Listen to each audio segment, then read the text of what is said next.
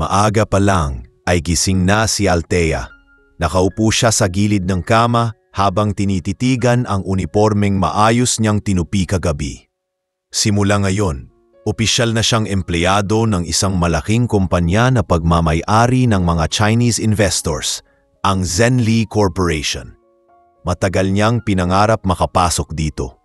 Sa kabila ng kanyang simpleng pamumuhay, determinado siyang patunayan na kaya niyang umangat sa sariling sikap. Sa salamin, nakikita niya ang kanyang refleksyon, morenang balat, mahahabang pilik at mga matang puno ng tapang. Numiti siya ng bahagya, pilit na itinatago ang kaba. Sa isip niya, ito na ang simula ng pagbabago.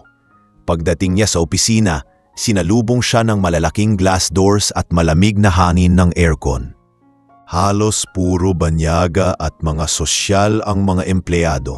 Karamihan ay formal na nakabihis na parang laging pupunta sa isang corporate event.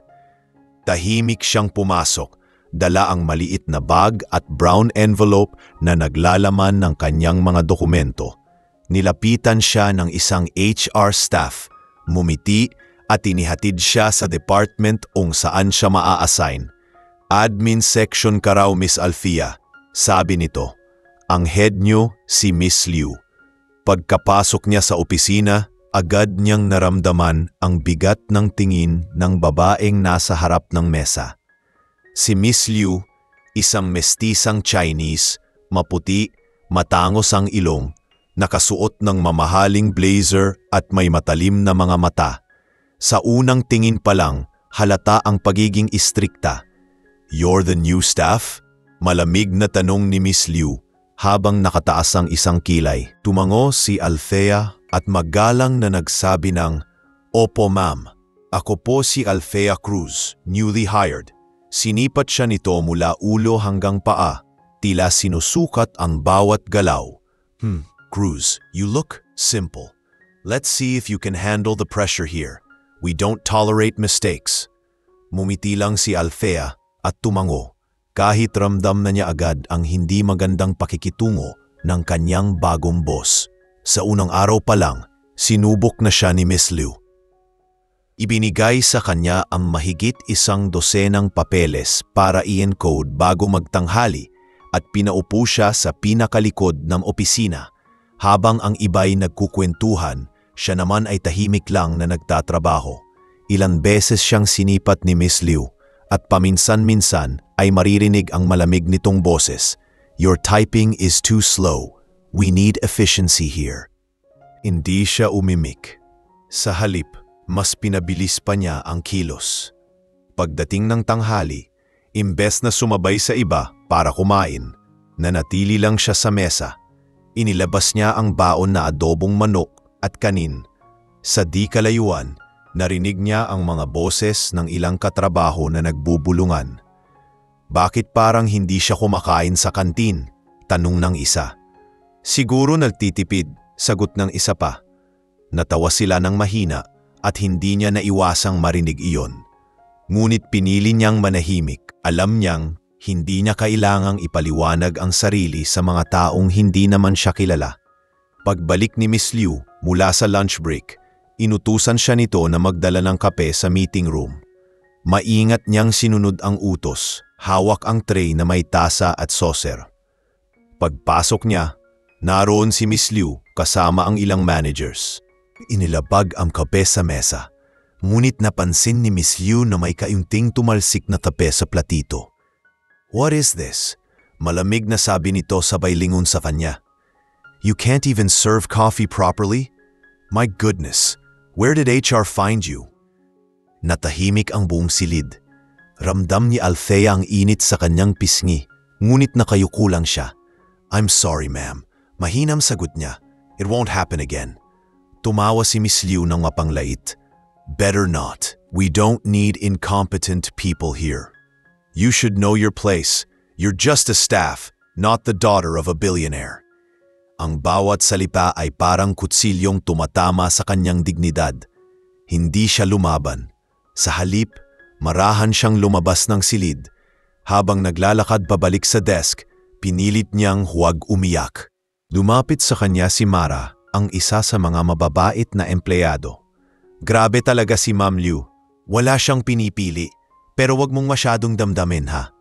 Ngumiti si Althea kahit may luha na sa gilid ng mata. Ayos lang ako, Mara. Kaya ko ito. Hindi ko kailangan ng awa. Pagsapit ng hapon, natapos niya lahat ng ipinagawa ni Miss Liu kahit halos hindi na siya kumain. Nang makita ni Miss Liu ang gawa niya, tumikhim lang ito. At least you know how to follow orders. But next time, make sure it's perfect. Walang pasasalamat, walang papuri, parang wala siyang halaga. Sa labas ng bintana, tanaw ni Althea ang unti-unting paglubog ng araw. Sa kanyang puso, may halong lungkot at determinasyon. Alam niyang mahirap makisabay sa mundong puno ng pagmamataas, ngunit hindi siya papayag na mapag-iwanan. Pag-uwi niya sa inuupahang maliit na kwarto, binuksan niya ang kanyang cellphone at may natanggap na mensahe. Anak, kumusta ang unang araw mo? Galing iyon sa kanyang ama, si Don Salvador, ang pinakatanyag na negosyante sa bansa. Tumingin siya sa kisame at numiti. Ayos lang pa, medyo mahirap pero kaya ko. Hindi niya kailangang sabihin pa ang totoo. Ayaw niyang gamitin ang kapangyarihan ng kanyang apelyido para makuha ang respeto ng iba. Gusto niyang maranasan kung paano maging ordinaryong empleyado. At kahit gaano ahirap ang pakikitungo ni Miss Liu, hindi niya ito tatalikuran. Sa halip, panghahawakan niya ang paniniwalang darating ang araw. Makikita ng lahat na ang tunay na halaga ng tao ay hindi nasusukat sa kulay ng balat, sa yaman o sa posisyon, kundi sa kabutihang loob at determinasyong hindi matinag. Kinabukasan, maagang dumating si Althea sa opisina. Sa kabila ng nangyari kahapon, hindi niya hinayaang panghinaan ng loob. Tahimik siyang pumasok, naglinis ng mesa at sinimulan agad ang mga gawaing iniwan niya kahapon. Sa loob ng opisina, unti-unti nang dumaraing ang mga empleyado at gaya ng dati, napapansin pa rin ng ilan ang kanyang pagiging tahimik at simple. May ilan pang nagbubulungan, ngunit hindi niya iyon pinansin. Ang tanging nasa isip niya ay ang magtrabaho ng maayos at huwag magbigay dahilan para mapagalitan na naman ni Miss Liu. Ngunit hindi nagtagal, bumukas ang pinto at pumasok ang babaeng ayaw niyang makita. Si Miss Liu, suot ang mamahaling itim na blazer at may dalang maliit na tasa ng kape. Good morning everyone, malamig na bati nito bago ibinaling ang tingin kay Althea. I hope you learned your lesson yesterday. Walang sinabi si Althea kundi ang tahimik na pagtango. Ngunit sa loob niya, alam niyang ito pa lang ang simula ng mas mahirap na mga araw. Habang tumatagal, mas lalo pang lumala ang trato ni Miss Liu sa kanya. Kapag may maliit siyang pagkakamali sa spelling o format ng report, malakas ang boses nito sa pagpuna. Is this how Filipinos work? Minsan ay nasabi ni Miss Liu sa harap ng iba, "You people should be more precise. Mediocrity is not tolerated in this company." Napatingin ang ibang empleyado kay Althea. Karamihan ay nahiya para sa kanya. Pero siya, hindi umimik. Maayos niyang inayos ang dokumento at nagpatuloy sa trabaho kahit ramdam niyang pinapahiya siya sa mismong bansa niya. Pagdating ng tanghali, nagdesisyon siyang lumabas sandali upang huminga ng hangin. Sa maliit na garden sa likod ng building, naupo siya sa bench at pinikit ang mga mata.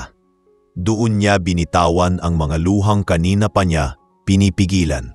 Hindi niya maintindihan kung bakit tila siya tinuturing na mababa. Ginagawa ko naman ang lahat. Mahina niyang sabi sa sarili. Bakit parang kasalanan kung hindi ako katulad nila? Sa gitna ng katahimikan, bigla siyang narinig ni Mara na lumapit dala ang 2 bottled water. Uy Althea, ayos ka lang? Nakita kitang lumabas, parang lutang ka. Ngumiti siya at pinunasan ang luha. Ayos lang ako, Mara. Sanay na ako sa ganyang ugali ni Ma'am Liu. Hindi ko na lang pinapansin. Umupo si Mara sa tabi niya at tumitig. Grabe ka rin. Kung ako siguro ang nasa posisyon mo, baka nag-resign na ako. Pero ikaw, parang laging kalmado.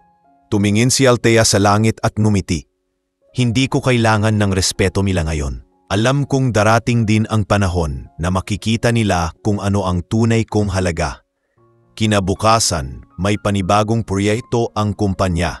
Isang malaking presentasyon para sa mga investors mula Singapore. Si Miss Liu ang naatasang manguna at si Althea ang pinili niyang mag-assist sa kanya. Sa loob-loob ni Althea, alam niyang mabigat ang trabahong ito pero ayaw niyang umatras. Habang nagpe-prepare ng mga slides, biglang naglakad si Miss Liu papunta sa kanya. Make sure everything is perfect this time. No mistakes, understand? Tumango siya at mahinahong sumagot.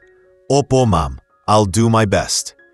Pagsapit ng meeting, nakaupo si Miss Liu sa harap ng mga investors habang si Althea ay nasa gilid, handang magpalit ng slides at magbigay ng mga dokumentong kailangan.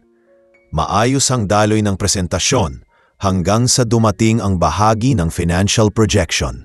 Napansin ni Althea na may maling data sa ipinapakita ni Miss Liu. Isang figure na maaaring magmukhang mali ang buong ulat. Tahimik siyang lumapit at mahinang nagsabi, Ma'am, excuse me po, may error po sa figure ng quarter 3. Ngunit bago pa siya makatapos, sinermonan agad siya ni Miss Liu sa harap ng lahat. Stop interrupting me. You think you know better than me? Sit down. Tahimik siyang umatras, ngunit ramdam ng lahat ang bigat ng tono ni Miss Liu. Sa huli, natapos ang meeting pero halatang hindi natuwa ang mga investors. Nang maglabasan ng mga tao, tumingin si Miss Liu kay Althea at malamig na sabi, You embarrassed me in front of everyone. Pack your things. You're suspended for 3 days. Nanlamig si Althea. Pero ma'am, gusto ko lang po sanang. Hindi na siya pinatapos. No excuses. Get out of my sight. Paglabas niya ng opisina, halos manginig ang mga kamay niya sa sakit. Pinagtiisan na nga niya lahat ng panglalait, pero hindi niya akalain na pati malasakit niya ay mapaparusahan pa. Umuwi siyang pagod at halos walang gana. Sa kanyang maliit na silid, napahiga siya at tumingin sa kisame. Siguro tama na, mahina niyang bulong. Hindi ko na yata kaya. Ngunit bago siya tuluyang matulog, tumunog ang cellphone niya. Isang mensahe mula sa kanyang ama.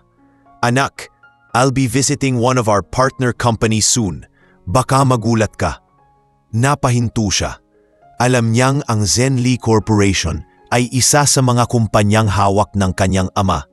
Bigla niyang naramdaman ang kakaibang kaba. Hindi niya alam kung dapat ba siyang matakot o umasa. Ngunit isang bagay ang malinaw sa kanya. Darating ang araw na makikita ng lahat kung sino siya. At higit sa lahat, mararamdaman ni Miss Liu ang tunay na ibig sabihin ng salitang respeto. 3 araw ang lumipas mula nang masuspinde si Althea. Sa bawat umagang dumaraan, tinitingnan niya ang orasan habang nagkakape sa maliit niyang kusina. Hindi siya sanay na walang ginagawa, lalo na't alam niyang kaya niyang patunayan ang sarili sa trabaho. Ngunit ngayong pansamantala siyang wala roon, pakiramdam niya'y lalo siyang napalayo sa layuning iyon. Dayunman, hindi niya piniling magreklamo. Sa halip, ginamit niya ang oras para pagnilayan ang lahat. Ang sakit na mga salitang ibinato sa kanya, ang pangungutya at kung paano niya patuloy na piniling manahimik. Sa kabila ng lahat, alam niyang tama ang ginagawa niya. Hindi kailanman sukatan ng halaga ng tao ang posisyon o lahi. Pagdating ng 3 araw, bumalik siya sa trabaho. Tahimik lang siyang pumasok, dala ang maliit na ngiti at lakas ng loob.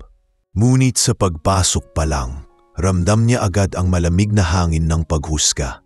Tang mga kasamahan niya ay nagbubulungan. May ilan pang tumigil sandali para sulyapan siya. Ayan na yung sinuspinde ni Ma'am Liu, bulong ng isa. Buti nga sa kanya masyado kasing mapansin, sagot naman ng iba. Hindi niya na lang pinansin ang mga iyon. Diretso siya sa kanyang mesa at sinimulang ayusin ang mga naiwang trabaho.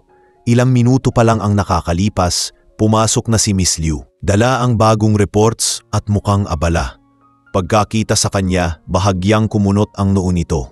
"Oh, you're back," sabi nito ng walang emosyon. "I hope you learned your lesson." Tumangulang si Althea. "Yes, ma'am. I'll do better." Ngunit imbes na gumaan ang loob ni Miss Liu, mas lalo pa itong tumalim ang tingin. "You better, because I don't have time for your drama." Habang lumilipas ang oras, tahimik lang si Althea sa trabaho. Ngunit napansin niyang tila mas mainit ngayon ang ulo ni Miss Liu. Tuwing dumaraan ito, palaging may puna, mali ang font, kulang ang margin, masyadong mabagal mag-type. Parang bawat kilos niya ay mali. Halos manginig ang kanyang mga daliri sa tuwing lalapit ito sa mesa niya. Ngunit sa bawat insulto, pinipili niyang ngumiti. Hanggang isang araw, dumating ang pagkakataon na tuluyang nasubok ang kanyang pasensya. Isang tanghali, habang kumakain siya sa pantry, pumasok si Miss Liu at lumapit sa kanya. "You're still here?" tanong nito.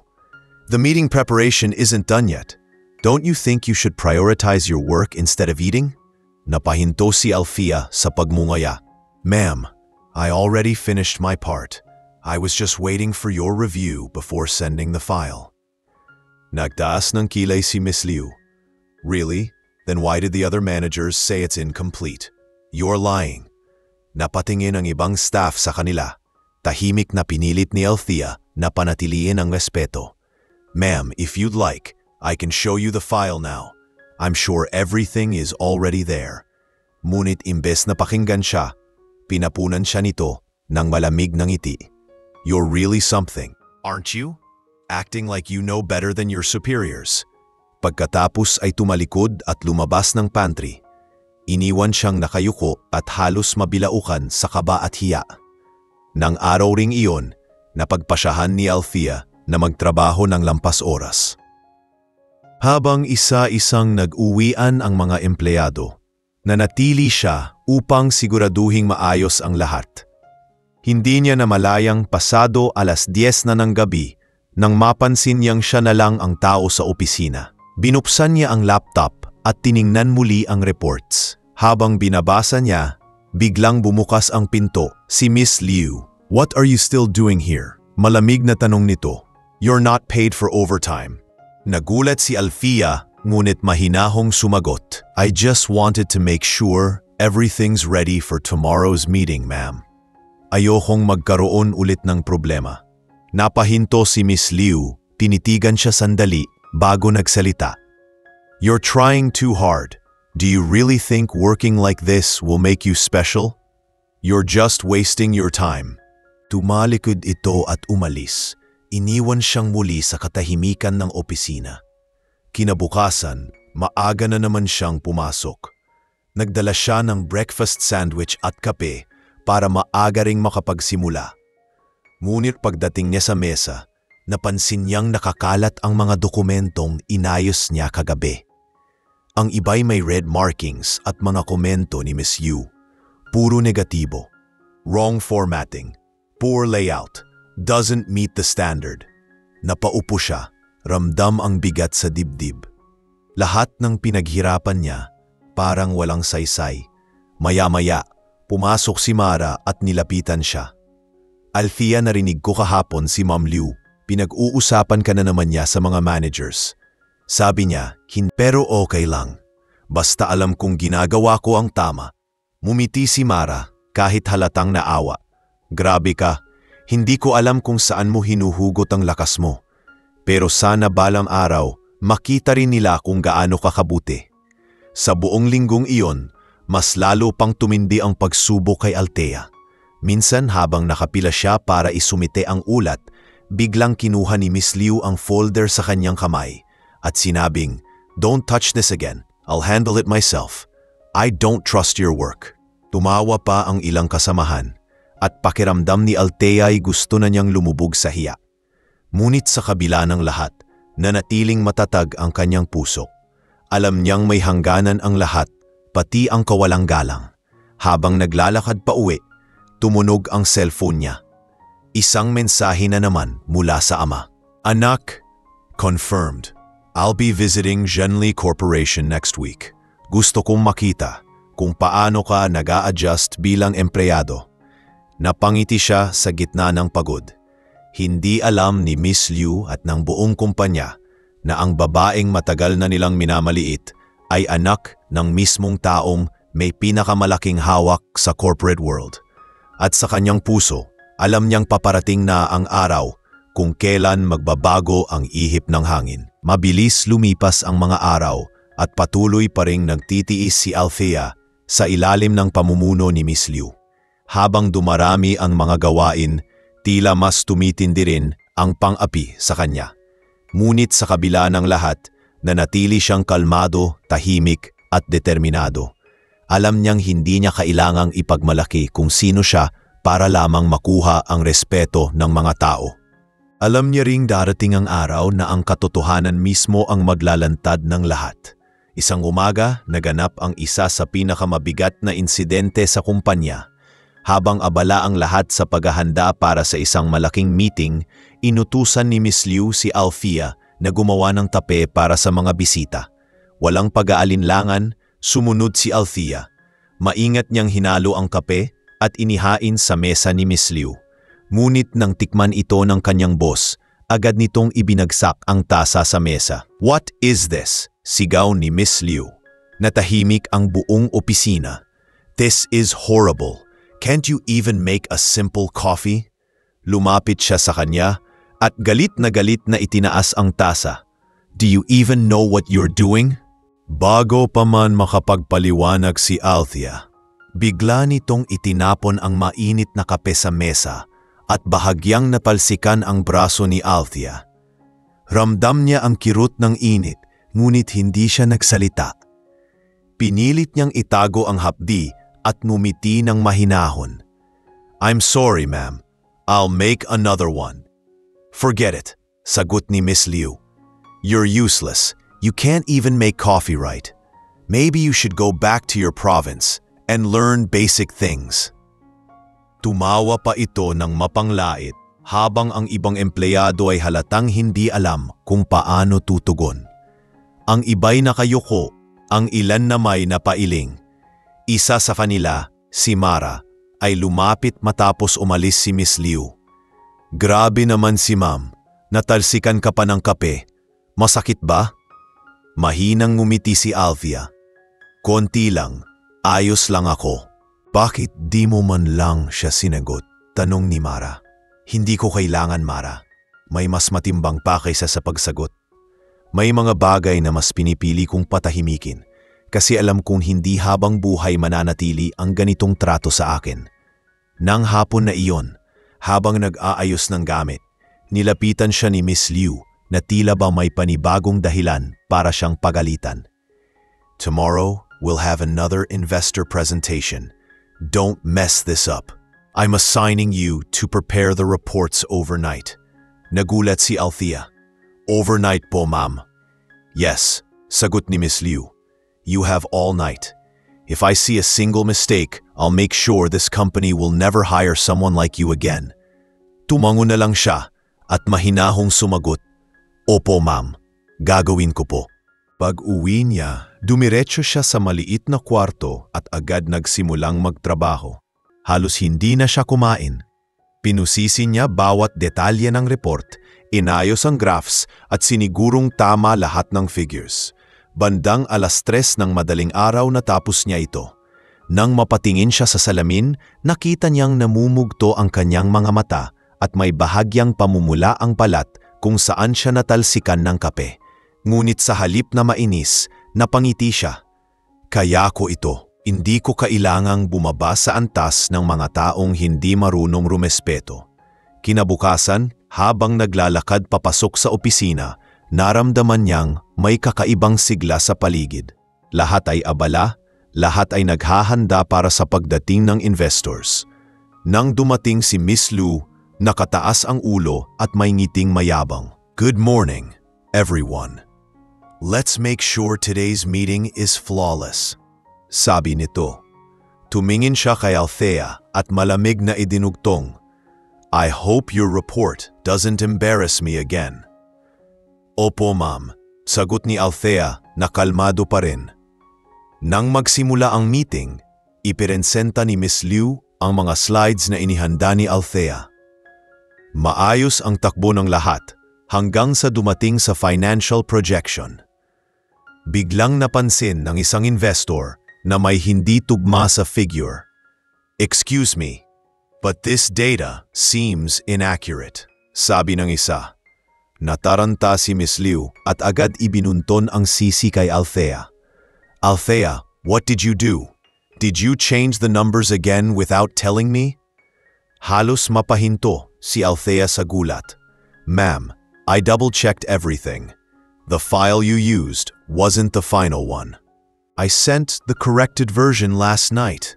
Gunit sa halip na makinig, mas lumakas pa ang boses ni Miss Liu. Are you blaming me now? How dare you? You're just a staff. Know your place. Tahimik si Althea habang lahat ay nakatingin sa kanila. Sa kabila ng kahihiyan, hindi siya umiyak. Tumango siya at marahan lang na sinabi, I'm sorry, ma'am. Hindi ko po intensyon na sisihin kayo. Pero kung papayagan nyo, maaari ko pong ipakita ang updated file pagkatapos ng meeting. Hindi sumagot si Miss Liu. Pinilit nitong tapusin ang presentasyon, ngunit halata sa mga mukha ng investors ang pagkadismaya. Pagkatapos ng meeting, halos lahat ng empleyado ay tahimik. Habang naglalakad si Althea palabas, narinig niya ang malalakas na yabag ni Miss Liu. You're unbelievable, sigaw nito. You always make me look bad. Pack your things, you're suspended again. Hindi na sumagot si Althea. Pinulot lang niya ang kanyang mga gamit at tahimik na lumabas. Sa labas ng gusali, napatingala siya sa langit, pinipigilan ng luha. Ang sakit ng bawat pangyayari, pero alam niyang may dahilan kung bakit niya kailangang pagdaanan ito. Sa di kalayuan, dumaan ang isang itim na kotse at sa loob nito, nakatanaw ang kanyang ama si Don Salvador, nakakarating lang sa bansa. Hindi pa niya alam, pero ang oras ng kanyang pananahimik ay malapit ng magwakas at ang mga umaping sa kanya ay makakatikim ng araw ng paghuhusga. Pagkatapos ng araw na iyon, tila lalong lumala ang mga bagay para kay Althea. Wala pang isang linggo mula nang muli siyang masuspinde, ngunit tila hindi na siya makahanap ng katahimikan. Sa tuwing papasok siya sa opisina, ramdam niya ang malamig na tingin ng mga kasamahan at ang pagmamataas ni Miss Liu na parang sinasadya siyang pahiyaing muli. Ngunit kahit anong gawin ng kanyang boss, nanatili siyang mahinahon. Hindi niya kailanman pinatulan ang pang-aalipusta, bagkus ay itinuring niya itong isang hamon na kailangan niyang lagpasan. Ang tanging sandigan niya ay ang paniniwalang darating din ang araw ng hustisya at alam niyang hindi siya kailanman pababayaan ng Diyos o ng kanyang ama. Isang araw dumating ang balita na magaganap ang quarterly board meeting sa kumpanya.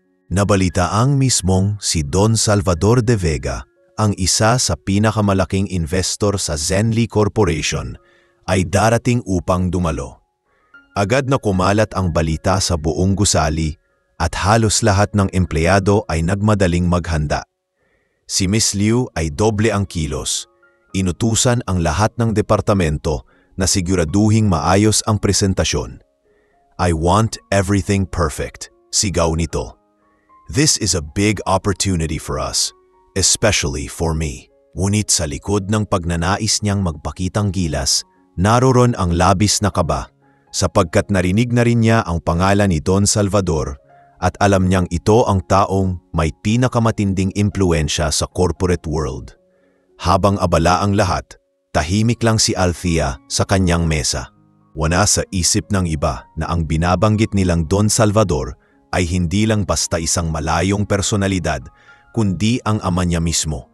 Tila muling nagbalik sa isip niya ang huling pag-uusap nila. Anak, sabi ng ama sa tawag ilang araw bago ito dumating, babalik ako sa bansa. I want to see you in your own world. Don't worry, I won't reveal anything unless it's time. Ngayon, Habang pinagmamasdan niya ang mga taong nagmamadaling ayusin ang lugar, alam niyang paparating na ang sandaling matagal niyang inantay. Kinabukasan, halos buong gusali ay nakapila upang salubungin ang mga investors. Nakasalansan ang mga mamahaling bulaklak sa lobby at ang bawat empleyado ay nakasuot ng formal. Si Miss Liu ay nakangiti at punong-puno ng kumpiyansa. Tila siya mismo ang may-ari ng kumpanya. Remember, professionalism. Don't do anything that will embarrass me. Bilin niya sa mga staff. Nang pumasok si Althea sa silid ng meeting para mag-ayos ng projector, napansin ni Miss Liu. "You're still here?" Tanong nito, halatang may pangungutya. "Don't mess things up this time. I don't want any mistake in front of the board members." Tumango lang si Althea at marahang sumagot. "Opo, ma'am. Gagawin ko po ng maayos." Ilang sandali pa, dumating na ang mga bisita. Isa-isa silang sinalubong ni Miss Liu kasama ang ilang managers. Ngunit nang bumukas ang pinto at pumasok ang pinakahuling bisita, biglang tumahimik ang buong silid. Nakatayo sa harap nila ang isang matikas na matandang lalaki na nakasuot ng mamahaling suit, si Don Salvador de Vega. Agad na kumilos ang mga empleyado at nagbigay galang. Halos lahat ay napahinto at maging si Miss Liu ay tila nabigla. "Good morning, Mr. de Vega," sabi nito na may pilit ng ngiti. "We're honored to have you here." Tumango lang ang lalaki at dumiretsyo sa upuan sa dulo ng mesa. Habang nagaganap ang meeting, tahimik lang si Althea sa gilid. Naghahanda ng mga papeles at tumutulong sa technical na bahagi. Ngunit napansin ni Don Salvador ang bawat kilos ng dalaga, ang paraan ng kanyang pagtayo, ang mahinahong boses tuwing may inaayos, at ang paggalang niya sa bawat isa. Halos hindi siya makapaniwala kung gaano kasipag at kababa ang loob ng anak niya sa harap ng mga taong hindi man lang alam kung sino siya talaga. Ngunit pinili niyang manahimik. Gusto niyang makita kung paano siya tinatrato ng mga ito. Pagkatapos ng presentasyon, nagkaroon ng maikling pagkakataon para sa mga board members na magbigay ng puna. Tumayo si Miss Liu at buong kumpiyansang nagsalita. "As you can see, our department has performed excellently. My team has worked very hard to make this presentation possible." Ngunit bago pa siya makaupo, biglang nagsalita si Don Salvador. "I appreciate your effort, Miss Liu," sabi niya. "But I have one concern." Napahinto ang lahat. "I reviewed your department's performance over the past quarter, and I found several irregularities in management practices, especially regarding staff treatment." Halos mangina si Miss Liu sa kinatatayuan. "Sir, I assure you, I've managed my team professionally." Tumingin si Don Salvador sa kanya ng diretso. "Is that so? Because I've heard otherwise."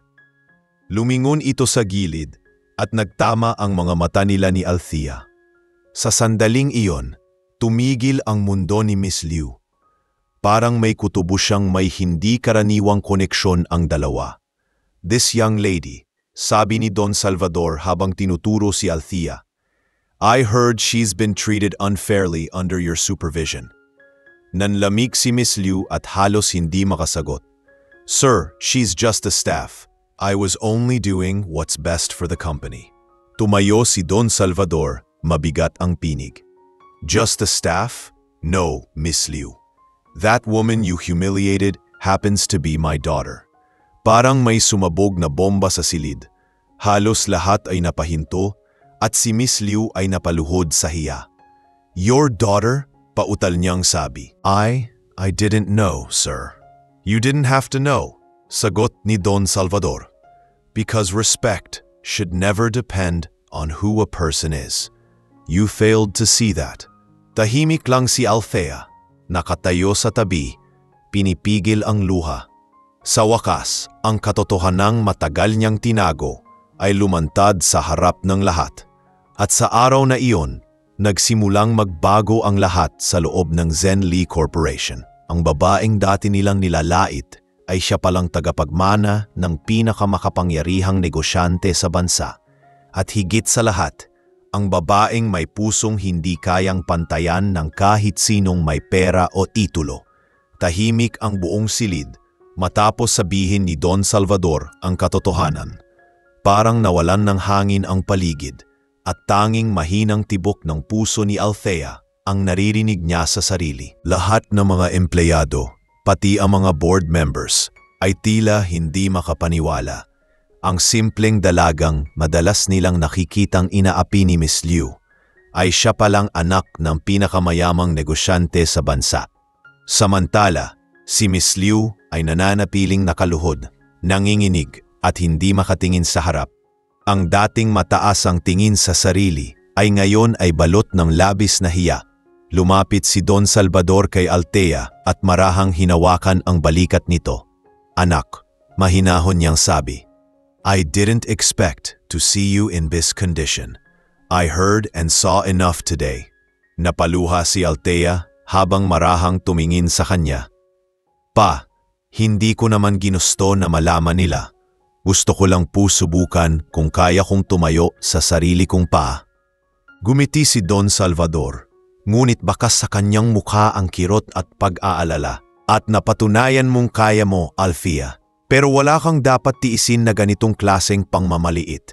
Nilingon niya si Miss Liu na halos hindi na makatingin. "Miss Liu," mahinang sabi ni Don Salvador, "tell me, is this how you treat your employees?" Nanginginig ang tinig ni Miss Liu habang sumagot, "Sir, I'm deeply sorry. I didn't know she was your daughter. If only I..." Naputol siya ni Don Salvador. "That's exactly the problem. You wouldn't have treated her this way if you knew who she was. Respect isn't about knowing someone's status. It's about treating everyone with decency regardless of who they are." Tumango siya sa mga board members. "And let this be a reminder to everyone. Humility and fairness are the foundation of true leadership." Tahimik ang lahat. Si Althea, bagamat nasasaktan pa rin sa mga naranasan, ay lumapit kay Miss Liu.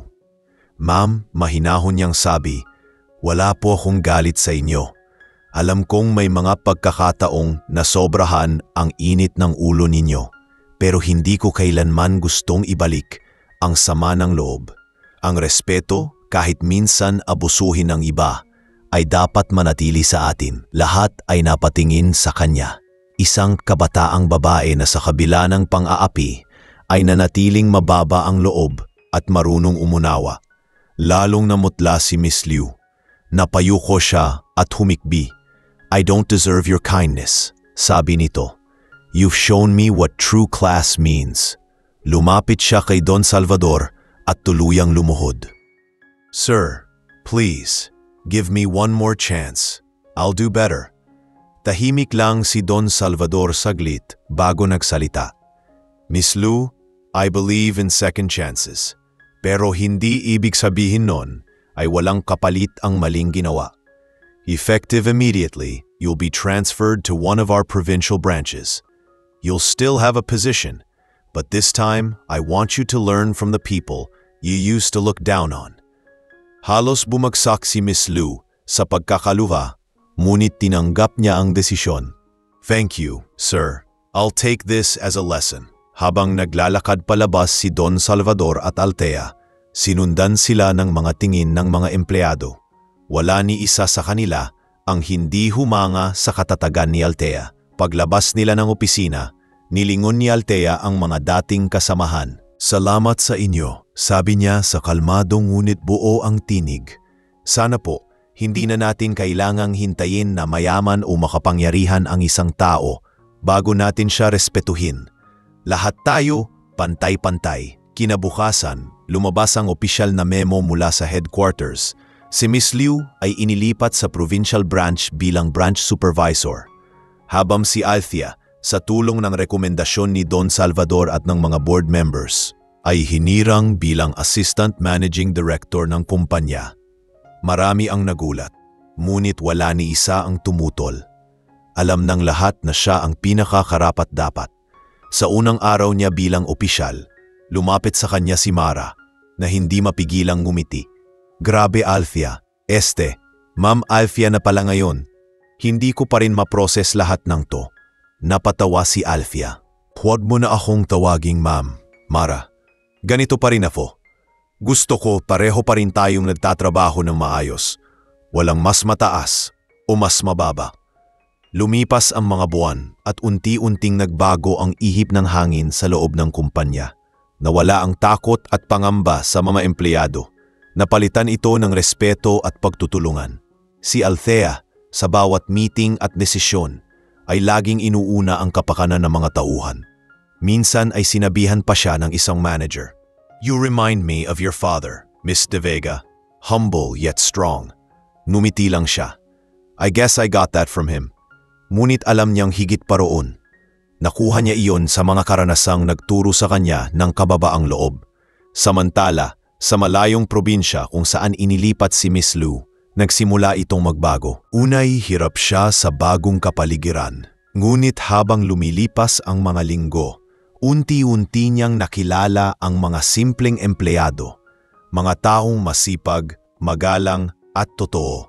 Sa kanila niya napagtanto kung gaano siyang naging mapanghusga noon. Isang gabi, habang nag-iisa sa opisina, tumingin siya sa labas ng bintana at naisip ang mga sinabi ni Althea. Ang respeto, kahit minsan abusuhin ng iba, ay dapat manatili sa atin. Napangiti siya sa gitna ng mga luha. "Tama ka, Althea." Mahina niyang sabi. "Minsan kailangan muna nating bumaba bago nating makita kung gaano kababa ang mga tinatapakan natin." Isang buwan ang lumipas, bumalik si Miss Liu sa Maynila para sa annual conference ng kumpanya. Hindi niya inaasahang muli silang magkikita ni Althea. Nang makita niya ito, agad siyang lumapit, dala ang taos-pusong paghingi ng tawad. "Ms. De Vega," sabi niya, "I just want to say thank you. You didn't humiliate me when you had the chance. You taught me the true meaning of humility." Ngumiti si Althea, mahinahong ngunit may bigat ang boses. "Walang mataas o mababa, Ms. Liu. Lahat tayo pantay. Ang pagkakamali, bahagi ng pagiging tao. Ang mahalaga, natuto tayo." Habang naglalakad palayo si Ms. Liu, napangiti si Don Salvador mula sa malayo. Lumapit siya sa anak at mahinang sabi, "I'm proud of you, Althea. You've changed not just the company, but the hearts of those around you." Tumingin si Althea sa kanya at numiti. "Hindi ko naman po ginusto maging espesyal pa. Gusto ko lang maging mabuti." Sa sandaling iyon, alam ni Don Salvador na higit pa sa yaman o kapangyarihan, ang anak niyang si Althea ay taglay ang kayamanang hindi matutumbasan ng pera, ang kayamanang nagmumula sa kabutihan, respeto at pusong marunong umunawa. Lumipas ang ilang buwan mula nang itinalaga si Althea bilang Assistant Managing Director ng Zenly Corporation. Sa kabila ng biglang pagtaas ng kanyang posisyon, nanatili siyang katulad ng dati. Simple, magalang at walang bahid ng pagmamataas. Sa bawat araw na lumilipas, pinatunayan niyang hindi kailangan ng pangalan o koneksyon para magtagumpay, kundi puso at sipag. Madalas siyang makita sa mga opisina ng ordinaryong empleyado, nakikipag-usap, nagtatanong at nagbibigay ng payo. Hindi siya nakaupo lang sa mesa. Sa halip, gusto niyang makita at maramdaman ang tunay na kalagayan ng bawat tao sa kumpanya. Isang umaga, habang nag-iikot siya sa production floor, nilapitan siya ni Mara, ang dati niyang kaibigan sa admin department. "Ma'am Althea, hindi ko pa rin puma-over na kayo na pala yung anak ni Don Salvador. Pero alam nyo, kahit ganito na kayo, parang hindi kayo nagbago." Ngumiti si Althea. "Walang dahilan para magbago, Mara. Pareho lang naman tayo. Kung may mas mataas man na titulo, hindi ibig sabihin mas mataas ang halaga. Lahat tayo may ambag dito." Napangiti si Mara at sabay sabing, "Sana lahat ng boss katulad nyo." Habang tumatagal, mas lalo pang lumago ang kumpanya. Maraming bagong projects ang pumasok dahil sa mga pagbabago ni Althea. Mas patas na sistema, mas magandang pasahod, at higit sa lahat, mas maayos na ugnayan sa pagitan ng mga empleyado at mga pinuno. Si Don Salvador ay madalas na bumisita, ngunit laging tahimik lang na pinagmamasdan ng anak. Sa bawat pagkakataong nakikita niya itong nakikipag-usap sa mga tao, nakangiti at may malasakit. Napapaisip siya kung gaano kahusay itong humawak ng mga tao nang hindi kailangang gumamit ng takot o puwersa. You've built respect not from fear but from kindness. Minsang sabi ni Don Salvador sa kanya, "That's something not even money can buy." Ngunit sa kabila ng mga magagandang nangyayari, hindi pa rin nawawala sa isipan ni Althea ang mga alaala ng nakaraan. Ang mga araw na inapi siya, pinahiya at ginawang walang halaga. Hindi para magtanim ng galit, kundi para laging maalala kung gaano kahalaga ang kababaang loob. Minsan, tuwing nag-iisa siya sa opisina, napapatingin siya sa lamesa kung saan dati siyang pinapagalitan ni Miss Liu. Doon niya nararamdaman ang lalim ng kanyang pinanggalingan. Kung hindi ko naranasan lahat ng iyon, baka hindi ko alam pahalagahan ang kabutihan ngayon, mahina niyang sabi sa sarili. Isang hapon, dumating si Miss Liu mula sa probinsya. Nakatanggap si Althea ng liham na nagsasabing nais siyang makausap ng dating boss. Nang dumating si Miss Liu sa opisina, halatang nagbago ito. Hindi na ang babaeng mayabang at palamura, kundi isang taong payapa at marunong ngumiti. "Miss De Vega," sabi nito habang lumalapit, "hindi ko alam kung paano ko sisimulan, pero gusto kong magpasalamat. Ang paglipat ninyo sa akin sa probinsya ang naging pinakamagandang nangyari sa buhay ko. Doon ko natutunang pakinggan ang mga tao, hindi lang utusan sila." Ngumiti si Althea, halatang naantig. "Masaya akong marinig yan, Miss Liu. Alam kong hindi madali ang pinagdadaanan ninyo, pero ang mahalaga ay nagbago kayo. I owe you that." Sagot ni Miss Liu, baka sa mukha ang sinseridad. "Alam mo, dati akala ko, ang respeto kailangan mong pilitin makuha. Pero nung nakilala kita, na-realize kong ang tunay na respeto ay kusang ibinibigay sa taong marunong umunawa." Napayuko si Althea at marahang sumagot, "Ang pinakamahalagang aral sa akin ng lahat ng nangyari ay yung hindi ko kailangang gumanti para manalo. Ang pagtitimpi at kabutihan ang pinakamalakas na sandata." Pag-alis ni Miss Liu, naiwan si Althea sa opisina, nakatanaw sa labas habang bumababa ang araw. Naramdaman niyang parang mas magaan ang paligid. Sa unang pagkakataon matapos ang lahat ng pinagdaanan niya, tuluyang bumaba ang bigat sa kanyang dibdib. Ang dating sugat ng pang-aapi ay napalitan ng kapayapaan.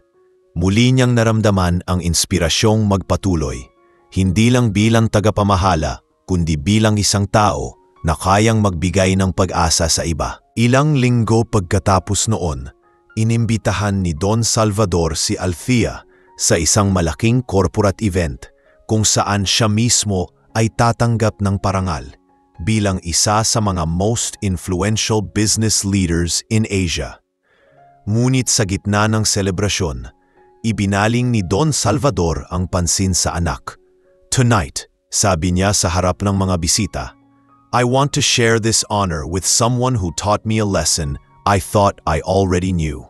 My daughter, Althea, reminded me that leadership isn't measured by power or wealth. It's measured by compassion." Tumayo si Althea, bahagyang nanginginig habang pumapalakpak ang mga tao. Ngumiti siya at lumapit sa ama. "Pa, lahat ng to dahil po sa inyo. Kung hindi ninyo ako hinayaan maranasan ang hirap, hindi ko matututunang pahalagahan ang kabutihan." Matapos ang gabi ng parangal, umuwi si Althea sa bahay at tahimik na nagdasal. Nagpasalamat siya sa lahat ng dumating sa kanyang buhay, mabuti man o masama. Naisip niya na ang bawat pagsubok ay may dahilan at ang bawat sugat ay nagtuturo ng aral. Kinabukasan, bumalik siya sa trabaho na may bagong pag-asa. Sa hallway, Nasalubong niya ang ilang empleyadong dating tahimik at takot. Ngayon, ngumiti na sila at masayang bumati. "Good morning, Miss Althea," sabi ng isa. "Good morning," tugon niya na may ngiti. Habang naglalakad siya pabalik sa opisina, napatingin siya sa glass wall kung saan kita ang buong syudad. Sa likod ng kanyang ngiti, naroroon ang isang damdaming buo, ang damdaming hindi na kailanman matitinag. Dahil sa abila ng lahat, alam niyang natagpuan na niya ang tunay na tagumpay, ang maramdaman na minamahal at nirerespeto hindi dahil sa pangalan, kundi dahil sa kung sino siya bilang tao. Pagkalipas ng ilang buwan, mas lalo pang lumakas ang pangalan ni Althea sa loob ng industriya. Maraming kumpanya ang humahanga sa kanyang estilo ng pamumuno. Mahinahon pero matatag, magalang pero may prinsipyo. Madalas siyang imbitahan bilang speaker sa mga corporate events at business forums. Ngunit sa kabila ng mga papuri, nanatili siyang mapagkumbaba. Sa tuwing may humahanga sa kanya, laging sinasabi ni Althea, ang tagumpay ay hindi sukatan ng kung gaano kalayo ang narating mo, kundi kung gaano karami ang natulungan mo habang umaakyat. Isang hapon, habang abala siya sa opisina, pumasok si Mara na may dalang mga dokumento. "Ma'am Althea, may mga bagong application po para sa internship program. Karamihan ay mga estudyante galing probinsya." Agad niyang tinanggap yon at numiti. "Bigyan natin sila ng pagkakataon. Alam mo, Mara, ako man ay nanggaling din sa simpleng lugar. Alam ko kung gaano kahirap makapasok sa ganitong kumpanya kapag wala kang koneksyon." Habang pinipirmahan niya ang mga papeles, naalala niya ang sarili, ang dating morenang empleyadong nilalait at hindi pinapansin. Ngayon, siya na ang nagbibigay ng oportunidad sa mga tulad niyang minsang naging simpleng staff lang. Kinabukasan, dumating ang mga interns. Karamihan ay kinakabahan, halatang bago sa ganitong kapaligiran. Lumapit siya sa kanila, ngumiti at marahang nagsalita. "Welcome to Zenly Corporation. Huwag kayong matakot magkamali. Dahil dito, hindi namin hinuhusgahan ang pagkakamali. Tinuturuan namin kung paano bumangon." Napangiti ang mga interns at agad siyang naramdaman nilang parang isang ina o ate, hindi isang boss. Ang mga empleyado naman, tahimik na humahanga sa paraan ng pakikitungo ni Althea sa mga tao. Hindi siya kailanman sumigaw o nagbaba ng tingin sa iba. Kapag may mali, inutuwid niya ito sa mabuting paraan at kapag may nagtagumpay, siya ang unang bumabati ng, "Magaling, tuloy mo lang yan." Samantala, patuloy pa rin sa pagbisita si Don Salvador. Sa bawat pagpunta niya, lagi siyang tahimik na nakamasid. "Anak," sabi niya minsan kay Althea, habang magkasama sila sa kanyang opisina, "minsan naiisip ko, mas marami ka pang nagawa sa kumpanyang ito kaysa sa lahat ng managers na dumaan dito." Ngumiti si Althea, "Hindi po dahil mas magaling ako pa. Siguro dahil mas pinili kong makinig. Minsan kasi lang talagang kailangan ng mga tao ang may makinig sa kanila." Tumamo si Don Salvador. "At dahil doon, nakuha mo ang respeto nila, hindi sa pamimilit, kundi sa kabutihan. Ngunit hindi lahat ng tagumpay ay dumadaan ng tahimik. May mga tao pa ring naiinggit at hindi matanggap ang biglang pag-angat ni Althea. Isang araw, habang nasa meeting, napansin niyang may mga alitan sa pagitan ng dalawang department. Ang isa sa mga managers, si Mr. Cruz, ay lantaran na nagsabi, hindi lahat ng desisyon ni Miss De Vega ay tama. Hindi porket anak siya ng may-ari, ay alam na niya lahat. Tahimik lang si Althea, ngunit naramdaman ng lahat ang bigat ng sinabi. Pagkatapos ng meeting, nilapitan niya si Mr. Cruz sa mahinahong tono. "Sir, naiintindihan ko po ang punto ninyo. Pero sana kung may gusto po kayong baguhin o pag-usapan, sabihin niyo po sa akin ng direkta. Hindi ko po gusto ang tampuhan o siraan." Nabigla si Mr. Cruz sa pagiging mahinahon niya. "I'm sorry, Miss De Vega. Hindi ko dapat nasabi yun." Ngumiti lang siya. Ayos lang po. Lahat tayo may mga sandaling nadadala. Ang mahalaga, nagtutulungan tayo para sa ikabubuti ng kumpanya. Lumipas ang mga linggo at mas lumawak pa ang impluensya ni Althea sa labas ng Zenly. Maraming media outlets ang nag-feature sa kanya, pinamagatang ang morenang babaeng bumago sa corporate world. Ngunit sa halip na magpakasaya, mas pinili niyang magtrabaho ng tahimik. Sa isang panayam, tinanong siya ng reporter, "Ano po ang sikreto ninyo sa tagumpay?" Sagot niya, "Hindi po sikreto. Respeto lang po. Respeto sa sarili, sa trabaho, at sa kapwa. Pag meron ka nun, kahit saan ka dalhin ng buhay, mananatili kang buo." Samantala, isang gabi habang papauwi si Althea galing trabaho, nakatanggap siya ng tawag mula kay Miss Lu. "Althea," mahinahon nitong sabi sa kabilang linya, "gusto ko lang sanang sabihin na nakabalik na ako rito sa Maynila. Hindi bilang boss, kundi bilang ordinaryong empleyado sa isang maliit na kumpanya. At gusto kong magpasalamat sa'yo. Hindi mo lang ako tinuruan ng kababaang loob. Tinuruan mo rin akong patawarin ang sarili ko." Napangiti si Althea. "Salamat po, Miss Liu. Natutuwa po akong marinig yan. Sana po maging masaya kayo sa bago niyong simula." Pagkatapos ng tawag, tumingin siya sa langit habang nasa loob ng kotse. Sa kabila ng pagod, nakaramdam siya ng katahimikan. Marami na siya napatunayan. Ngunit higit pa roon, marami siyang nabago. Hindi lang sa kumpanya, kundi sa puso ng mga taong minsan ay nakalimot kung ano ang ibig sabihin ng tunay na kabaitan. Kinabukasan, dumating si Don Salvador sa opisina, nakangiti at bitbit ang ilang papeles. "Anak," sabi niya, "I've been thinking. It's time I give you full control of Zenly. You've earned it." Nanlaki ang mga mata ni Althea. "Pa, hindi ko po alam kung handa na ako." "Handa ka na," sagot ng ama. "Ang mga taong marunong umunawa, sila ang pinakahandang mamuno." Niyakap niya ang ama at tahimik na napaluha. At mula noon, hindi lang siya naging tagapamahala. Naging inspirasyon siya ng bagong henerasyon. Ang babaeng minsang nilait, ngunit ngayon ay simbolo ng respeto, kababaang loob, at tagumpay na walang halong kayabangan. Sa bawat umagang pumapasok siya sa opisina, dala niya ang ngiting nagpapaalala sa lahat na sa mundong puno ng kompetisyon, ang pinakamalakas ay hindi ang mayaman o makapangyarihan, kundi ang marunong rumespeto kahit walang nakakakita.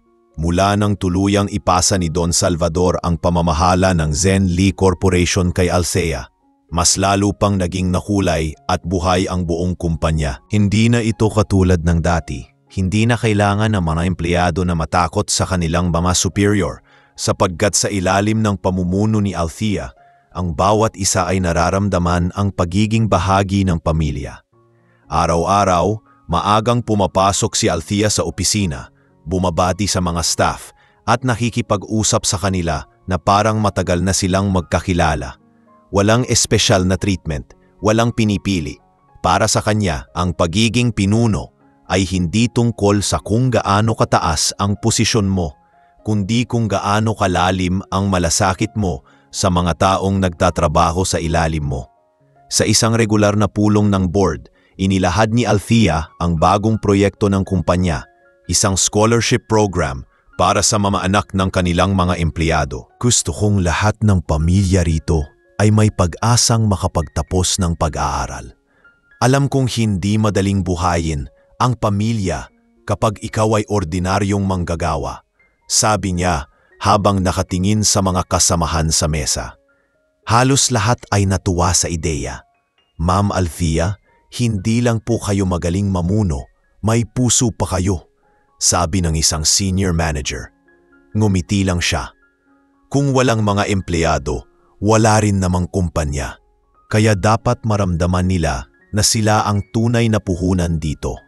Habang lumalalim ang kanyang pamumuno, mas lalo siyang minamahal ng mga tao.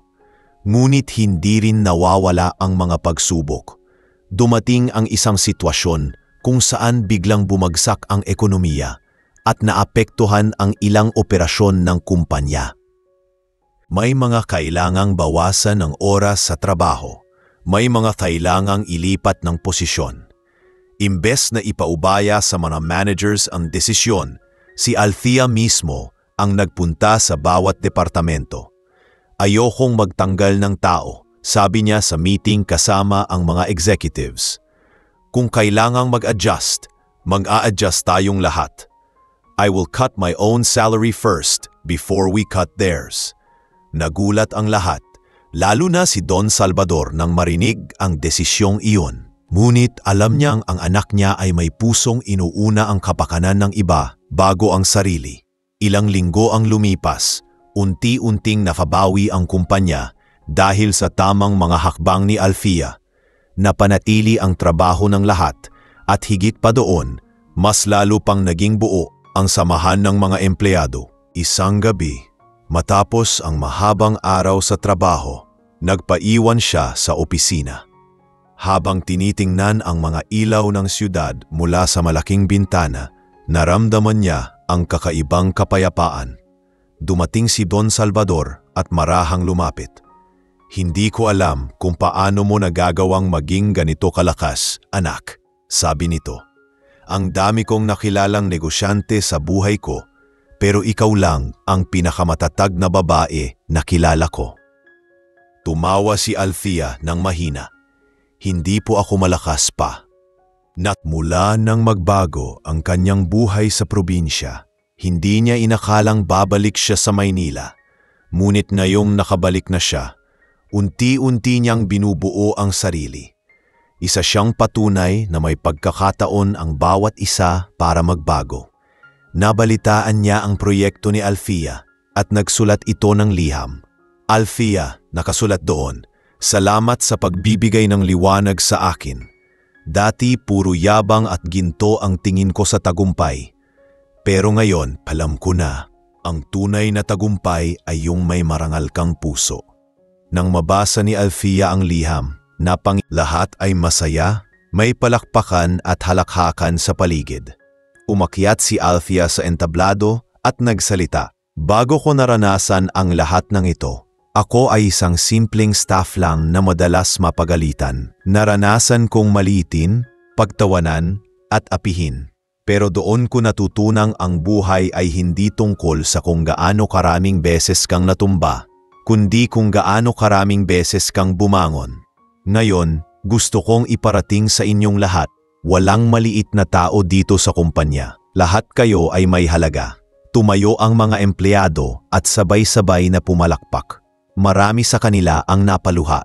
Matapos ang programa, nilapitan siya ni Mara. Ma'am, grabe po yung speech ninyo.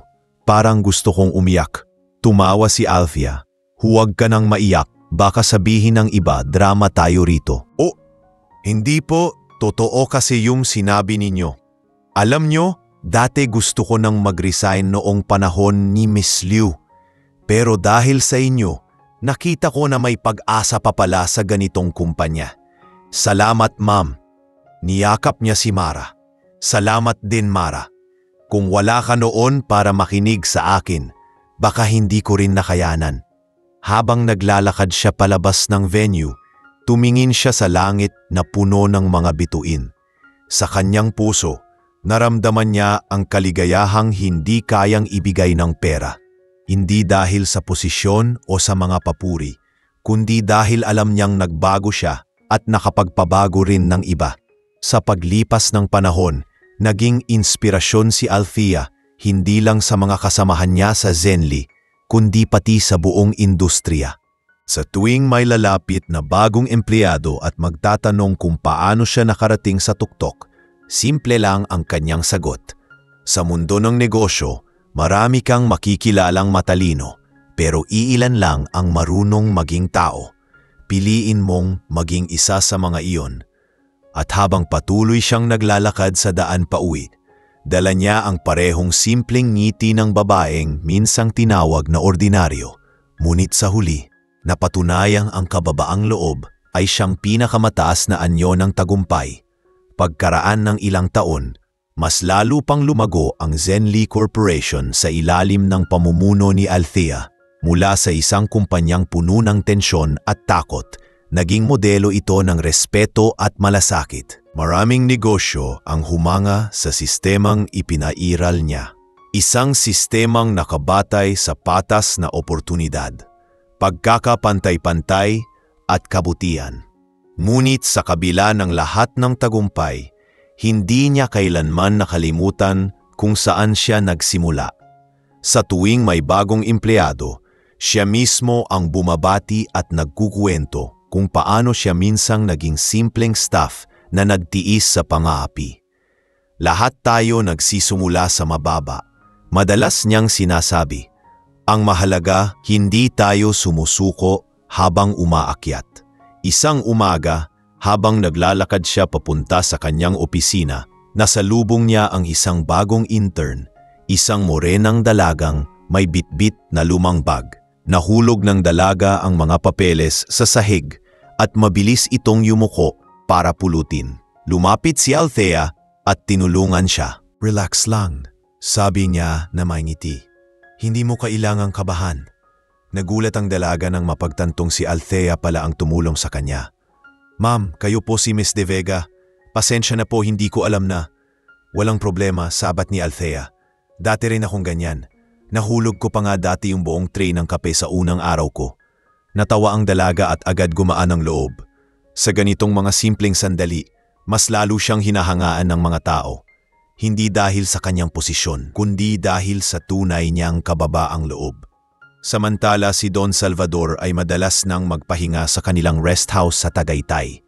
Tuwing may pagkakataon, dinadalaw siya ni Althea.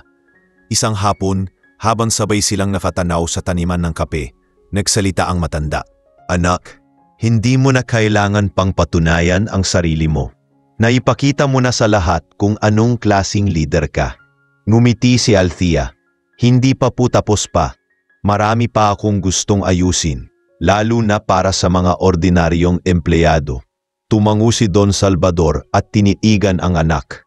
Alam mo, minsan naiisip ko, kung ako lang ang namuno mag-isa noon, baka hindi ganito ang Zenly ngayon.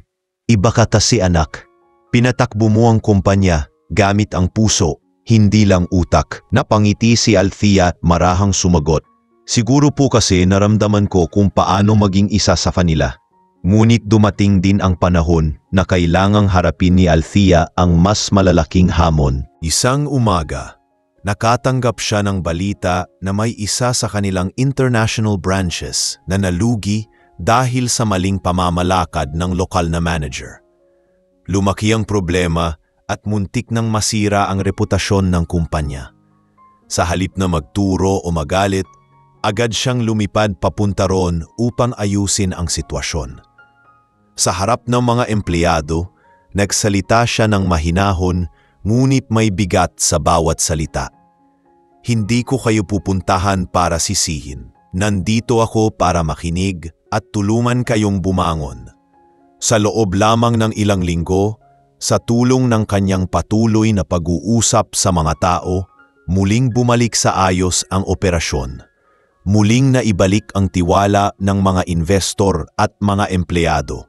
Pagbalik niya sa Pilipinas, sinalubong siya ng mga staff sa headquarters.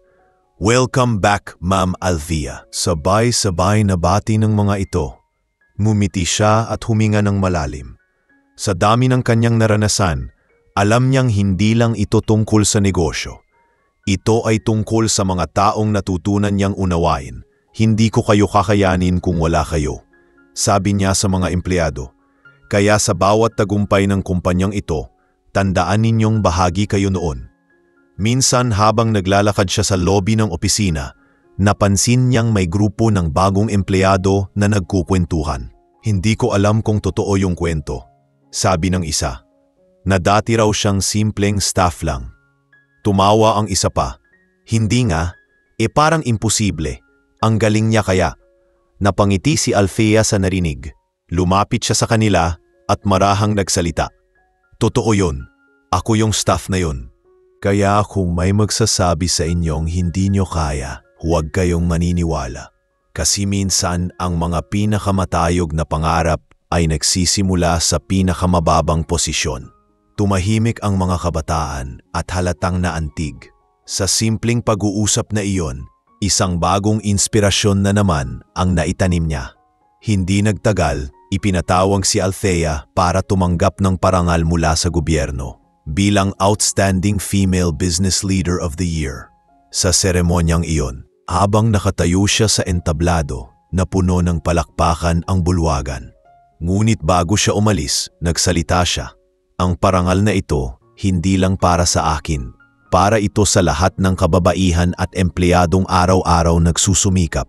Ang tagumpay hindi kailangang ipagyabang. Mas masarap itong pahalagahan kapag alam mong pinaghirapan mo ito ng may dangal at kabutihan. Pag-uwi niya sa bahay, nadatnan niya ang kanyang ama sa sala, nakaupo at nakangiti. "I saw you on TV," sabi ni Don Salvador. "Your mother would have been so proud." Lumapit si Althea, niyakap ang ama at sabay silang natahimik. Sa sandaling iyon, pareho nilang naisip kung gaano kalayo ang narating ng dating simpleng dalagang nilalait lang noon. Paglipas ng ilang taon, naging simbolo na si Althea, hindi lang ng tagumpay kundi ng pagbabago sa pananaw ng mga tao sa mundo ng negosyo. Sa mga universidad, ginagamit ang kanyang kwento bilang halimbawa ng lider na marunong makinig. Sa mga kumpanya, binabanggit ang kanyang pangalan kapag pinag-uusapan ang kababaang loob at pagkakapantay-pantay. At kahit gaano kalaki ang Zhenli, nanatiling bukas ang kanyang pinto sa lahat. Mula sa pinakamataas na opisyal hanggang sa janitor na simpleng bumabati ng "Good morning, ma'am." Tuwing tinatanong siya kung ano ang sikreto niya, iisa lang ang sagot ni Althea: "Maging mabuti ka lang." Sa mundong puno ng yabang, ang kabutihan ang pinakamatinding lakas. At habang lumalakad siya palabas ng gusali, isang hapon, sinilip niya ang mga batang interns na nagsisimula palang mangarap. Napangiti siya dahil alam niyang sa kanila magpapatuloy ang kwento. Ang kwento ng isang babaeng minahal ng marami, hindi dahil sa yaman, kundi dahil pinili niyang maging tao bago maging pinuno. Makalipas ang ilang taon, nanatiling tahimik ngunit maunlad ang buhay ni Althea bilang CEO ng Zhenli Corporation. Ang kumpanya ay kinikilala hindi lamang sa bansa kundi pati na rin sa ibang panig ng Asya. Sa ilalim ng kanyang pamumuno, maraming negosyo ang humanga at sumunod sa kanyang modelo ng pamamalakad. Ang dating simpleng opisina na puno ng takot ay naging tahanan ng mga empleyadong masaya, magalang at inspiradong magtrabaho. Ngunit sa kabila ng lahat ng papuri, si Althea ay nanatiling mapagpakumbaba. Hindi siya tumigil sa pagpasok araw-araw sa opisina, kumakausap sa mga staff at nakikikain sa kantin tuwing tanghali. Isang araw, habang naglalakad siya sa hallway ng building, nakita niya ang ilang empleyado na nag-aayos ng mga lumang files. "Ma'am Althea, gusto niyo po bang itapon na tong mga lumang records?" tanong ng isa. "Tingnan ko muna," sagot niya. Pagbukas ng kahon, nakita niya ang ilang papeles mula sa mga panahong siya pa ang ordinaryong staff. Mga listahan ng report, lumang ID, at isang memo kung saan nakasulat ang kanyang unang suspension. Sandali siyang napahinto. Tinitigan iyon at napangiti. Grabe, ito pa pala yung panahon na halos araw-araw akong napapagalitan. Napatawa siya ng mahina habang naiisip kung gaano siya kalayo na ang narating. Isang empleyado ang nakarinig sa kanya at nagtanong, "Totoo po ba yung sinasabi nilang nagsimula lang kayo bilang staff dito?" Mumiti siya. "Totoo. Dati akong nasa likod lang ng opisina. Tahimik lang. Pero pinili kong magpapatatag. Kaya tandaan mo, kahit saan ka mang simula, basta may tiyaga at respeto sa kapwa, darating din ang oras mo." Habang patuloy sa trabaho, dumating sa kanya ang isang balita mula sa provincial branch kung saan inilipat noon si Miss Liu. Nakasaad sa ulat na tuluyan ng umunlad ang branch na iyon. Malaki ang naging pagbabago dahil sa bago nitong sistema ng pamamalakad. Ang sistemang natutunan mismo ni Miss Liu kay Althea. Dahil doon, inimbitahan niya si Miss Liu pabalik sa Maynila upang tanggapin ang pagkilala bilang Most Improved Department Head. Pagdating ni Miss Liu sa headquarters, hindi nito napigilang mapaluha nang makita si Althea. Hindi ko akalaing mangyayari to, sabi ni Miss Liu habang nanginginig ang boses. Salamat Althea. Kung hindi dahil sa'yo, baka hanggang ngayon, isa pa rin akong mapagmataas at walang direksyon. Lumapit si Althea at hinawakan ang kamay nito. Lahat tayo, may pagkakataon para magbago. Ang mahalaga, marunong tayong tumanggap ng pagkakamali. Niyakap siya ni Miss Liu at sa harap ng mga empleyado, parehong napaluha ang dalawa. Sa araw na iyon, naging simbolo ng kapatawaran at pagbabagong buhay ang kanilang kwento. Ilang linggo ang lumipas, nagpasya si Althea na palawakin pa ang proyekto ng scholarship para sa mga anak ng mga empleyado. Pumunta siya sa isang pampublikong paaralan sa probinsya upang personal na kilalanin ang mga estudyanteng nakatanggap ng tulong. Isa sa mga estudyante ay lumapit at nagbigay ng liham. Ma'am Althea, sabi ng batang babae, salamat po sa pagkakataon. Balang araw, gusto ko pong maging katulad ninyo. Napangiti siya, pero sa loob-loob niya, naramdaman niya ang bigat ng responsibilidad na dala ng kanyang tagumpay. Alam niyang hindi lang siya CEO. Isa siyang huwaran para sa mga kabataang nangangarap. Pagbalik niya sa Maynila, nadatnan niya ang ama sa opisina. Matanda na ito at mahina na ang katawan, ngunit malinaw pa rin ang isipan. Anak, mahinahon nitong sabi. Ang Zenli ay umabot na sa puntong hindi ko na kailanman naisip. At ikaw ang dahilan. Umupo si Althea sa tabi nito at marahang humawak sa kamay ng ama. Pa, kung hindi dahil sa inyo, hindi ko rin matututunang pahalagahan ang mga tao. Lagi niyong sinasabi na ang negosyo ay hindi lang para sa kita, kundi para sa kabutihan. Tumango si Don Salvador at ngumiti. At natutunan ko rin yan sa'yo. Ibang-iba ka sa lahat ng mga negosyanteng nakilala ko. Kung tutuusin, mas ikaw ang nagturo sa akin kung paano maging mabuting tao. Natahimik si Althea at napangiti. Siguro po, magkaiba lang tayo ng paraan, pero pareho tayong may iisang layunin, ang tumulong. Kinabukasan, habang abala siya sa paghahanda ng bagong proyekto, nakatanggap siya ng imbitasyon mula sa isang universidad. Nais daw nilang ipangalan sa kanya ang isang programang tutulong sa mga kabataang kababaihan na gustong pumasok sa mundo ng negosyo. Nagulat siya at halos hindi makapaniwala. Hindi ko naman kailangan ng pangalan ko sa programa, sabi niya sa dean sa telepono. Ang kailangan lang nila ay pagkakataon. Ngunit ipinaliwanag ng dean, Miss De Vega, gusto dahil sa panahong ngayon. Bihira ang mga lider na may puso. Sa araw ng seremonya, habang nakatayo siya sa harap ng mga mag-aaral, ramdam niya ang dami ng mga matang nakatingin sa kanya, puno ng pag-asa at paghanga. Ang bawat isa sa inyo, sabi niya sa talumpati, may kakayahang magtagumpay.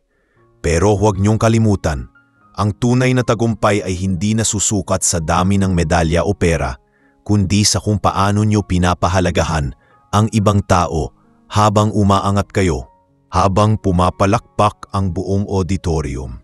Napaluha si Don Salvador sa gilid ng entablado. Sa loob ng maraming taon, ngayon niya lang naramdaman ang ganitong uri ng kapayapaan, ang makita ang anak niyang minsang minamaliit. Ngayon nagiging boses ng inspirasyon para sa libu-libong tao. Sa huling bahagi ng gabi, habang naglalakad si Althea sa labas ng unibersidad, tumingala siya sa langit at nagpasalamat sa Diyos. Naalala niya ang unang araw sa Zenli, ang mga mapanghusgang mata, ang mga salitang nakasugat sa puso at ang mga pagkakataong gusto na niyang sumuko. Ngunit ngayon, Lahat ng iyon ay naging bahagi ng kanyang lakas. Tahimik siyang ngumiti at mahina niyang binigkas. Kung gaano man kabigat ang pinagdaanan mo, kaya mo ring baguhin ang mundo sa sariling paraan. At sa ilalim ng malamig na simoy ng gabi, nagpatuloy si Althea sa paglalakad, dala ang kapayapaan at kabutihang hindi kailanman mawawala sa kanyang puso. Makalipas ang ilang taon, lalo pang lumawak ang impluwensya ni Althea sa mundo ng negosyo at serbisyo publiko. Ang kanyang pangalan ay naging simbolo ng kabutihan at malasakit, hindi lamang sa mga kumpanya, kundi sa mga komunidad na natulungan ng kanyang mga proyekto. Sa ilalim ng kanyang pamumuno, lumago hindi lang ang Zenly Corporation, kundi pati ang mga programang pang-edukasyon at pangkabuhayan na itinatag niya.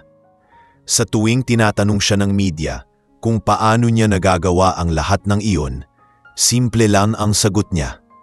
Kung ang puso mo ay nasa tama, usa kang gagabayan ng Diyos sa bawat hakbang.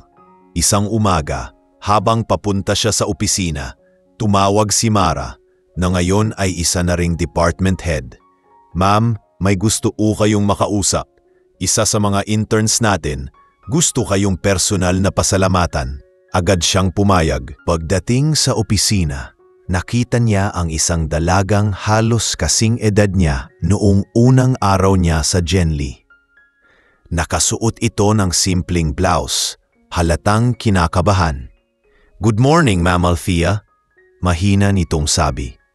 "Ako po si Rika, bagong intern po sa admin." Ngumiti si Althea at inalok itong maupo. "Anong maitutulong ko sa iyo, Rika?" "Ma'am, gusto ko lang pong magpasalamat. Isa po ako sa mga scholar ninyo noon sa probinsya. Kung hindi po dahil sa inyo, hindi po ako makakapagtapos. At ngayon, nandito na po ako, nagtatrabaho sa kumpanyang minsan ko lang pinangarap." Napangiti si Althea, ramdam ang tuwa sa dibdib. "Salamat, Rika.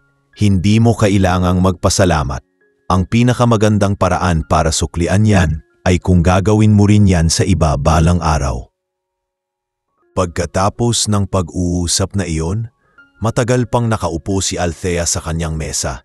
Iniisip kung gaano nakaraming buhay ang nabago ng kanyang mga desisyon.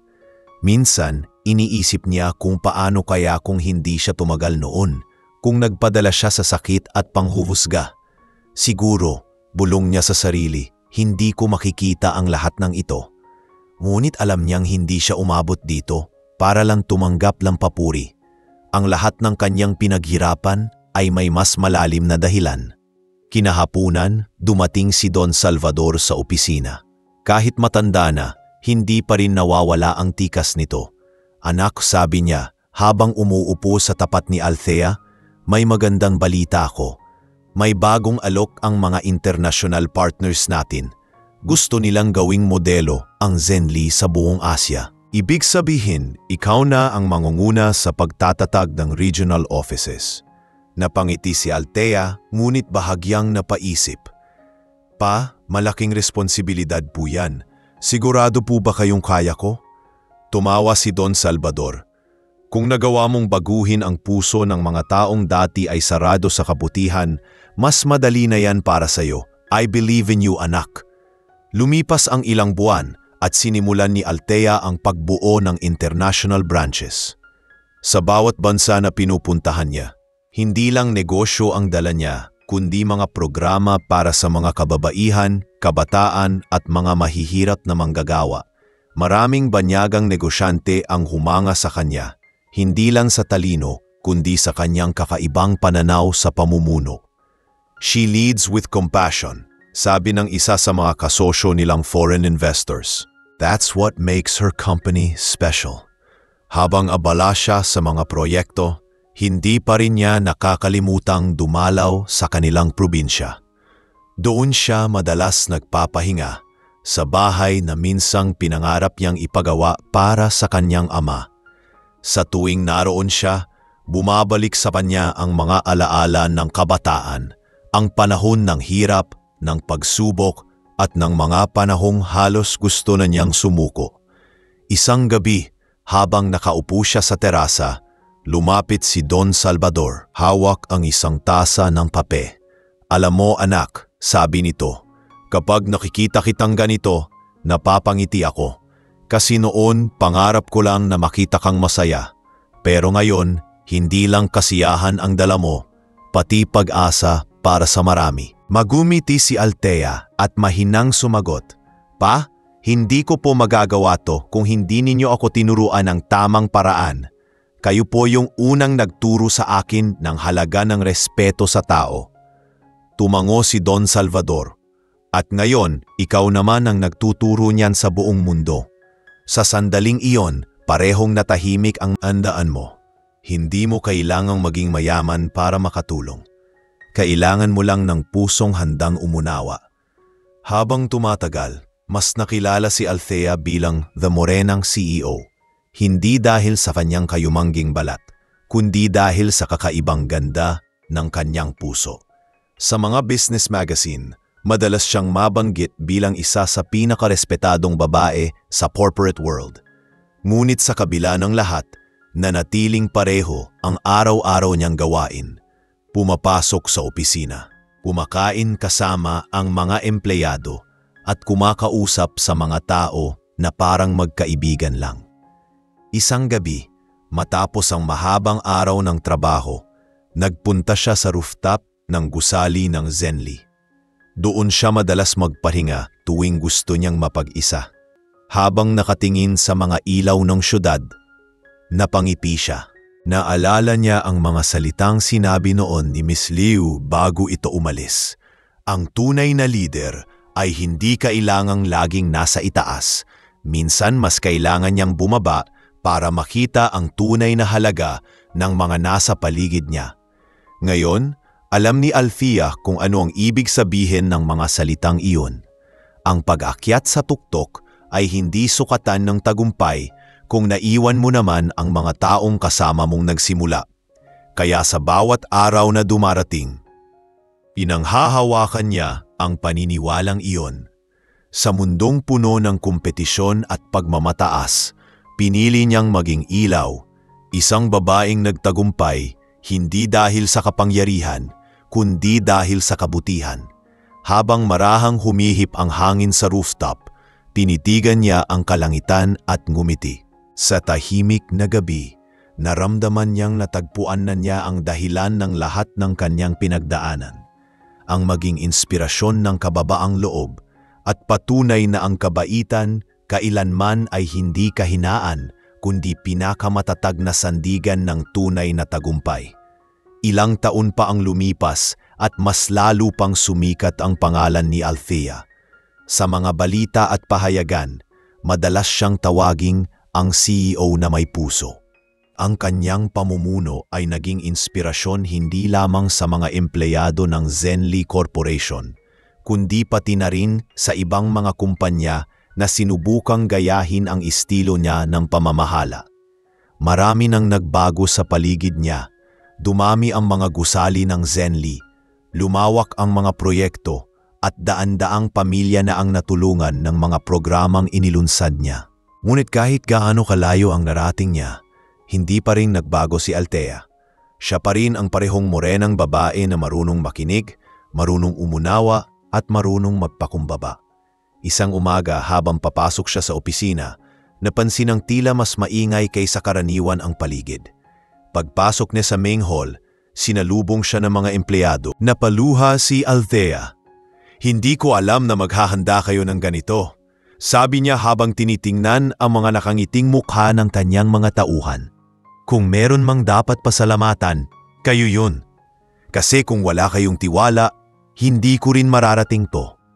Habang nagpapatuloy ang selebrasyon, naglabas si Mara ng isang video presentation, mga lumang larawan ni Althea noong staff pa lang siya, hanggang sa mga sandaling naging CEO na siya. Napanood doon ang lahat ng pinagdaanan niya.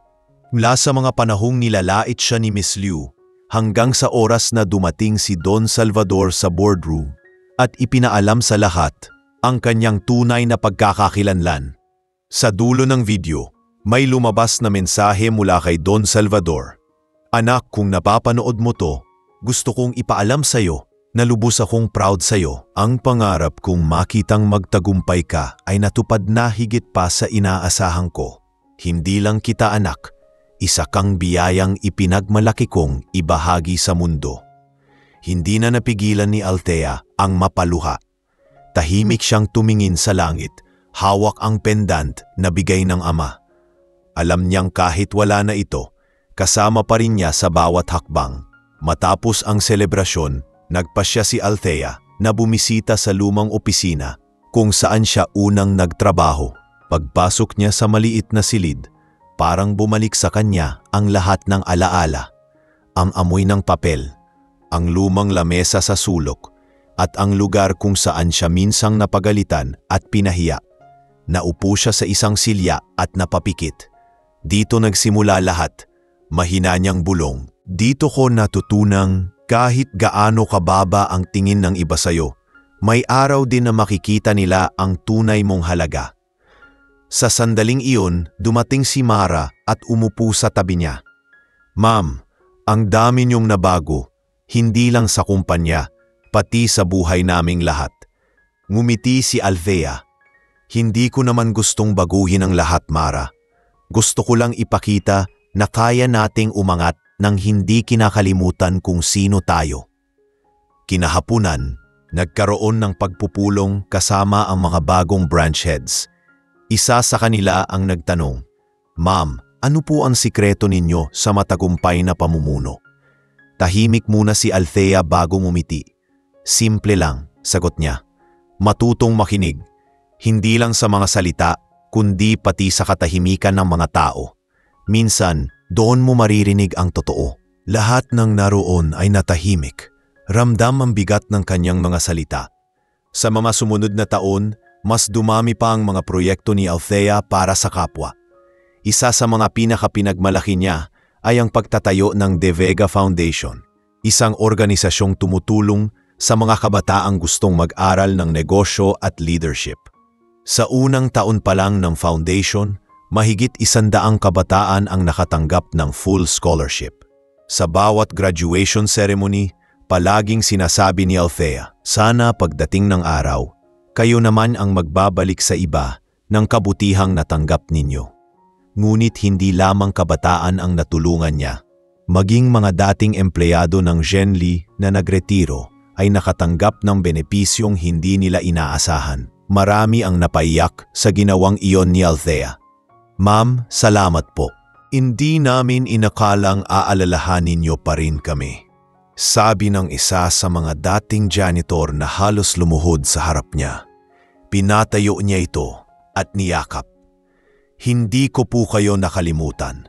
Kayo ang dahilan kung bakit narating ko ang lahat ng ito. Pag-uwi niya ng gabing iyon, tahimik lang si Althea habang nagtitimpla ng tsaa sa kanyang tahanan. Tumingin siya sa mga lumang larawan nila ng ama na nakasabit sa pader. Natupad ko na po ang lahat ng pangarap natin. Pero higit sa lahat, natupad ko yung pangarap niyong makita akong maging mabuting tao. Sa sandaling iyon, tila naramdaman niya ang presensya ng ama. Parang may malamig na hangin na dumaang may dalang kapayapaan. Kinabukasan, pagpasok niya sa opisina, sinalubong siya ng mga bagong mukha, mga batang interns na puno ng pag-asa. Lumapit ang isa sa kanila at nagtanong, Ma'am, kayo po ba talaga yung CEO na dati ay staff lang? Ngumiti siya at tumango. Oo, ako yun. Kaya kung naririnig mong imposibleng mangyari yun sa'yo, huwag kang maniwala.